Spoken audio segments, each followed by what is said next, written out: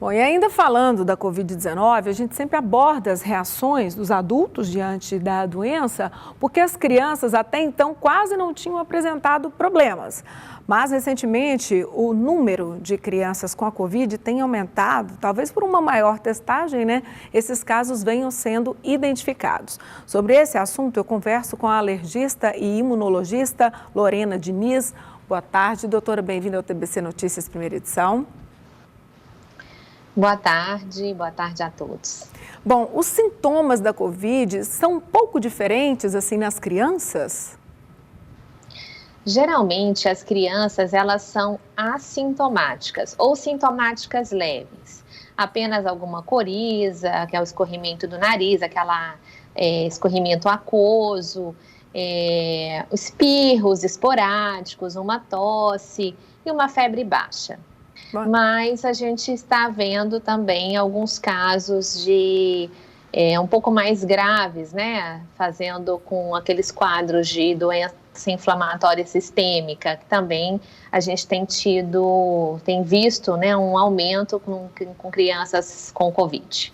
Pois é, que cuidados aí os pais podem ter com os pequenos, já que a gente sabe que é meio difícil controlar a criança. Se adulto já está difícil, né, doutor? Ainda mais criança que põe a mão em tudo e coloca no rosto, assim, é meio difícil controlar. Mas que cuidados os pais podem ter para tentar evitar essa contaminação?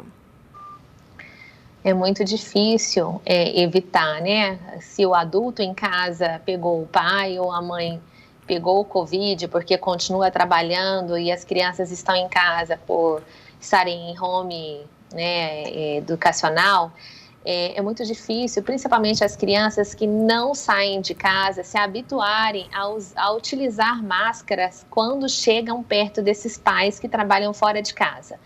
Então, é manter a casa arejada, lavagem das mãos, não compartilhar copos e talheres e evitar, né, assim, mesmo pais e filhos dentro de casa, uma aproximação, aquele grude, né, assim, que algumas crianças têm. Eu lá em casa, eu tenho um caçulinha que quer dormir comigo todos os dias e eu como médica, assim, eu tenho a preocupação, né, de estar na parte que quando está sintomática ainda ter a possibilidade de transmitir. Então é muito bom ter na cabeça que o cuidado ele deve se estender aos nossos familiares e aos nossos pequenos. Apesar dos sintomas desses pequenos geralmente serem mais leves, mas a gente corre o risco aí de ter uma doença grave pós-Covid aí com as nossas crianças. Por que para as crianças aí com menos de 2 anos a máscara não é recomendada, doutora? Porque, como a senhora disse, tem que tentar ensinar a usar máscara, mas para os pequenininhos, primeiro que é difícil de colocar, né? Eles não entendem aquilo, mas por que não é recomendado? Tem alguma questão mais séria? Então, a criança ela não utiliza a máscara corretamente, com menos de 2 anos, até pela coordenação motora. Então, usar incorreto ou não usar, a proteção vai ser a mesma. Então, a não compartilhamento de talheres, de copos, o evitar, assim, dormir junto, com aquela respiração muito próxima, é melhor do que usar a máscara de forma incorreta. E até mesmo a gente tem o risco dessas crianças menores de 2 anos, de uma sufocação, né? Então, igual o travesseiro, igual a gente pede para evitar protetores de berço, cortinados, a máscara poderia trazer um perigo a mais de sufocação nessas crianças. E como elas não usam adequadamente, então a gente coloca na balança risco-benefício e a gente não recomenda o uso por esses fatos. Bom, a gente estava falando da questão dos sintomas, né, que para as crianças normalmente vem de uma forma mais leve, mas a gente teve agora, recentemente, um aumento, né, no número de casos de crianças com a Covid. A gente não sabe o que pode ter acontecido no meio do caminho ou se é realmente um aumento da testagem que tem identificado, porque eu acho que as crianças realmente são menos testadas, né, que os adultos. Agora, a Goiás está com mais de 4.100 crianças que já tiveram a Covid e desses casos, infelizmente, nós tivemos 7 mortes, assim, é um número, assim, não se coloca alto como os de adultos, mas se a gente for pensar nesse universo infantil, é considerável e a gente fica preocupado, né, porque, por exemplo, isso fica como uma prova de que não é o momento, por exemplo, para a volta às aulas, né, doutora? Exatamente, o risco aí de contaminação, uma volta presencial às aulas seria muito maior.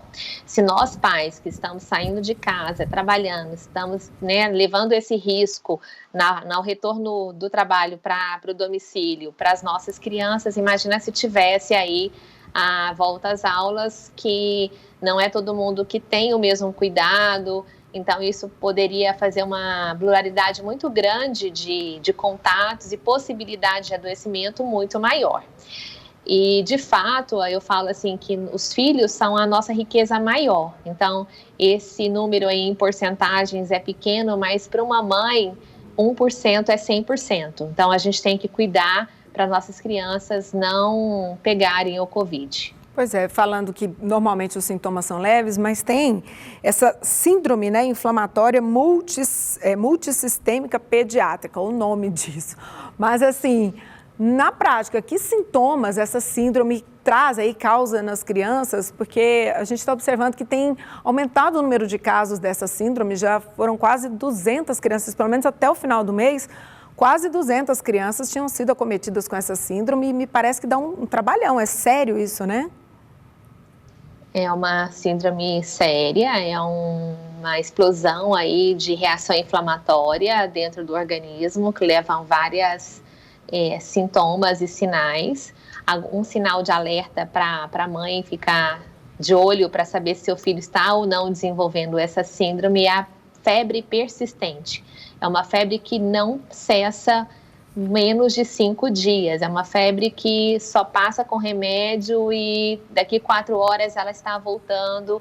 A criança geralmente ela vem associada a manchas na pele, conjuntivite, dores abdominais, vômitos, diarreia, recusa alimentar. Mas o que mais chama atenção para essa possível síndrome é a febre persistente e manchas no corpo associadas à conjuntivite. Essa tríade chama bastante a nossa atenção para essa criança estar evoluindo para essa possível síndrome, e essa criança ela vai ter que ser internada e receber medicamentos específicos na tentativa de imunossuprimir, né? Tirar essa explosão aí inflamatória desse corpinho e não correr o risco aí de óbito. Então fica o alerta aí, vamos cuidar das nossas crianças, ficar ligados nesses sintomas que a doutora acabou de trazer para a gente. Obrigada, doutora Lorena, por participar conosco aqui no TBC Notícias. Uma ótima tarde. Boa tarde, eu que agradeço. Obrigada.